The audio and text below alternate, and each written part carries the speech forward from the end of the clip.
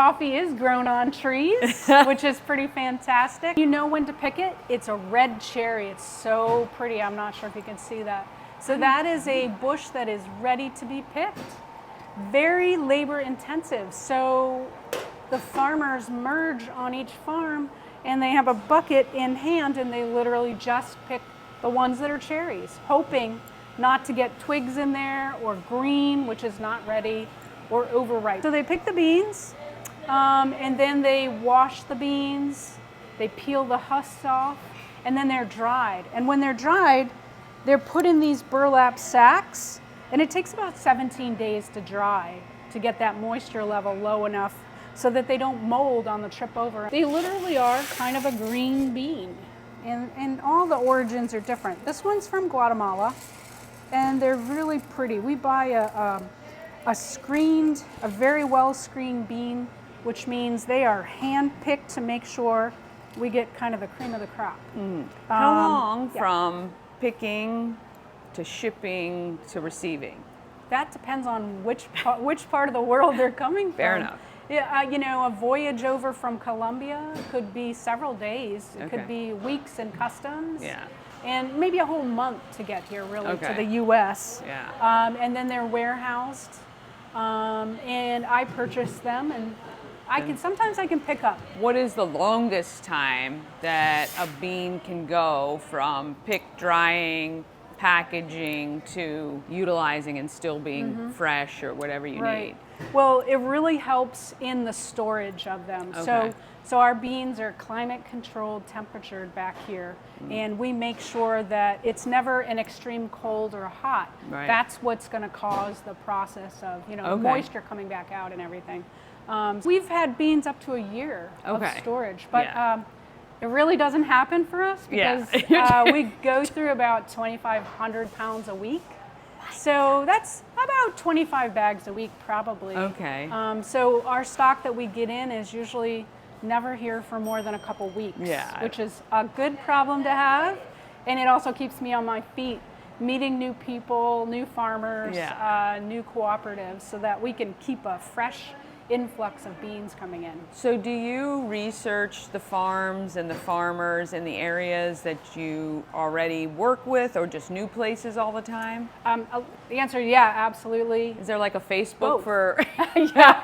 Well, you know, bean farmers? It's such a, being one of the only roasters here in Maryland, and especially in Frederick and the region, I'm like a little fish in a tank. Right. So everybody looks up, you know, roasters, and they find me. So that I'm always getting new samples shipped to me. I'm hearing stories, you know, about specific farms in different regions. Any causes, amazing. I just love it. Rwanda just came to us, and it's from a place in a farm that is called Cafe Feminino, woman-owned. There's a lot of really unique places. Some of them, the money does go back to the families and the cities that actually work together to Support, pick beans, yeah. you know, cooperatives and things. So I really keep an eye out for that. How often do you roast? Is this? This is, we're pretty much roasting daily now. Oh, wow. We have 4 or 5 other people here at Dublin that roast. So much so, we got this new machine, and we're Yeah. trying to name her. I know. We put it out there. We've got some amazing names. I kind of like Rosie. I feel like she's a Rosie. The last roaster we had, you know, it's a 50-year-old roaster, and her name was Poppy. Yeah. It really suit her. Yeah. So this is possibly going to be Rosie. And so she's roasting every day. Honestly, I have to fight now to be able to roast. Everybody Everybody wants to else roast took with it the new from me. machine. Because Love she's such an easy machine to roast on, Yeah. and very efficient. Didn't have many It's of the lovely. quirks, I guess, that a 50-year-old machine. Yeah, not as might many have. quirks. You know, we had to spin around a couple times and pet her a little bit, and there was a lot. Now it's a little bit more modernized. Yeah. So now it was like crickets Yeah. getting people to roast. They're like, I don't know. We don't know how Poppy works. What we're doing, this air roaster, it's a Civets air roaster from Oregon. And it took about 4 to 6 months to build. And we did a few add-ons here. It's very efficient gas. It collects the chaff in a specific area, and the chaff is the outer coating of the bean, kind of sloughs off as it's roasting, and it's a very organic material that we save up and we give to customers so that they can have for their gardens. So it's very recyclable, very organic. Nice. So that's saved in a specific container, the bottom of that too. And then the rest is hot air just goes up. Yeah. Pardon my dusting. I can't reach that high. Yeah. So then also in this part, and we're going to have this live, but the unique thing is with this roaster, some of the benefits, you can see it roasting. It's got a large window. Oh, nice. Yeah. And at the end of the roasting cycle, it cools in this chamber. It's constantly moving the beans, cooling them in a natural way. And then we can dump them into a bucket or bin, and then they're bagged and either sold at Dublin or shipped all around the country, as well as delivered 7 days a week to anybody in Frederick, Newmarket, the surrounding area. So, and that's what those are. Those are all orders ready to go to people today. Yeah. Which is cool. So how many orders do you get in a typical week? Do you know? In a week, I'd say 150 to 200 orders a week. Not only is it like a once in a blue moon order, it's on a regular subscription order too.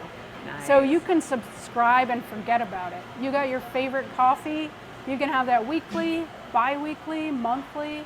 It can be whenever you want. Is there any more room to grow here at this location at all? No, I don't think so unless we go up. Right. And I'm kind of afraid of heights, so Yeah. I don't think we're going up. Yeah, I mean, you guys have used every square inch, I see. Yeah, So, yeah. and then some. So, Yeah. So we're gonna bring our work smarter, not harder card over here because I'm not a young chicken anymore.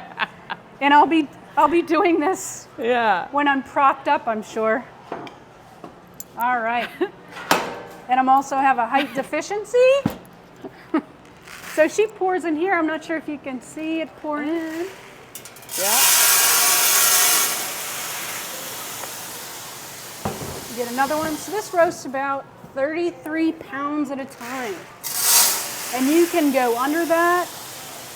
Over that is a little sluggish, so we don't want to do that. We want to be able to move the beans around freely. All right. Here we are moving. So in a few seconds over there, you're going to see a flame that comes out. It's this way. Coming on in a second. There you go. So now the heat's added.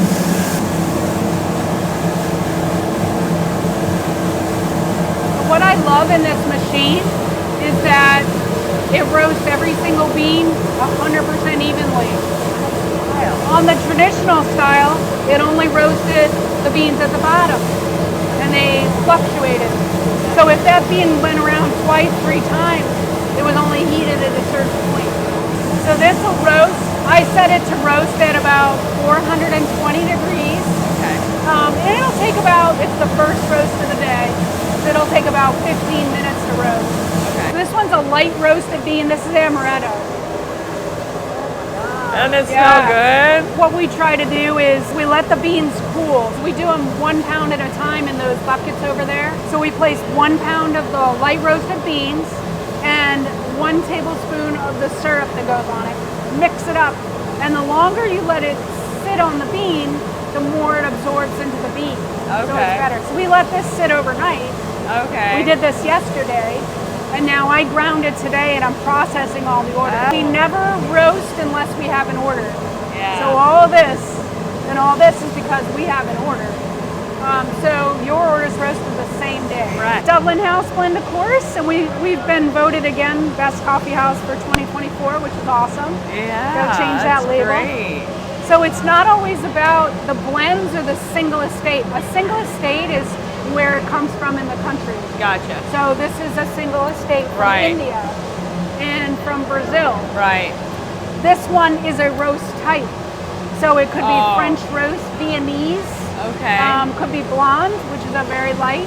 Okay. So French roast is You can see it almost to oils. That's what this is. Okay. And I think we use the Vietnamese bean for this. Okay, right. So, right. It doesn't. It just says French roast. It has nothing to do with France. It's about the type, right? The French don't grow coffee. Right. Yeah. And there's our classic bolt and a little half-pound of Serina. Oh yeah, so yeah. people can get really specific. Yeah. Coffee Club, for example, like they want something very dark, automatic drip, 1 pound weekly. We can be that specific. So this is specifically for nice. something. Okay. Yeah. We I have love your little notes on everyone. I always like to customize a note. Yeah. Whoever does the order, signs it with love. Yes, absolutely. That's so great. This process also employs a lot of awesome people from a lot of agencies. Yeah. So like we have Yesenia from the Arc working over there. Yeah. Her favorite thing to do on the weekends when she's done with her job of dishes and running food and stuff is to bag coffee. We've got a lot of great people that we hire from the Arc. Yes.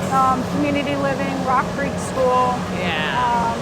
We couldn't run this place without them. Let's check on our roast. Yeah, let's check on the roast. See where it's getting browner? Yeah. It's 390 degrees in there right now, and we're trying to get to 420. Oh, God. And we're at almost 12 minutes. What happens, we call it first crack. That's when the bean opens up and you start to smell the aroma. Also, little known fact, the darker the bean, the less caffeine. So this has a lot of caffeine because we're just going to light roast the Guatemala. So your espressos, your French roast, the oily dark beans, they have a fraction of the caffeine. That's interesting because everybody's always like shots of espresso, or they make it sound like that's like Really? So 1 cup of coffee, like what your mom has, is equivalent to the caffeine, more caffeine than a latte. Okay. 2 shots of espresso. So a decaf, it's the roasting process that makes it decaf, or is it an actual bean is decaf? I'll show you. It's the water process. It's a Swiss water, which means it has been flushed with water for 8 hours to get the caffeine out and then dried. What? So it's a little different in color, you can see, right? Yeah. So this is a Colombian that's decaf. This is a regular Colombian. So look at the difference. Yeah. Wait a minute. So decaf is simply it's been soaked in water and it pulls out. Flushes the caffeine out. Yeah. So when we only buy a non-chemical process. Right. So if you're buying from anywhere, I don't care. It's okay if you don't buy from me. Yeah. But if you're buying decaf, you need to look at the blue label because that is 100% organic water process. Do you know what they use in caffeine? Caffeinated? You might not want to know. Formaldehyde is one of them. Doesn't surprise me. There's a lot of different chemicals you use, and it really affects your skin and your body and your organs. So if you're going to do it and you're going to go healthy, go with the Swiss water and stuff. All right, here's our next process. Is cooling down. The gas shut off, and now it's just cooling. It stops at 322. Yeah. Now when it reaches 300, we're going to drop it into that additional cooling chamber. All right, here we go.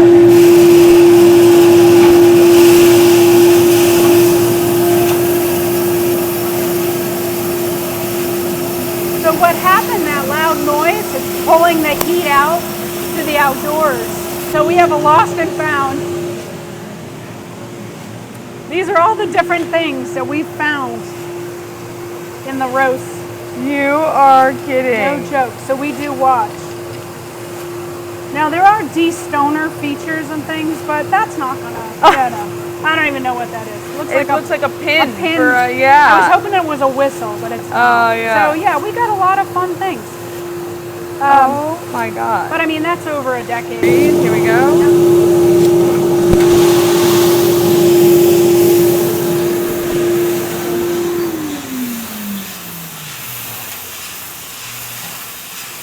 I mean, that's incredible. This Guatemala we use as a single estate if people want something from Guatemala. We also use it for our flavoring beans. if we want, you know, Oh, French so if vanilla, somebody wants, Highlander okay, this is grog, the one yeah, you do. This is the one. Because it's just nice and light and it's not overpowering. Yeah.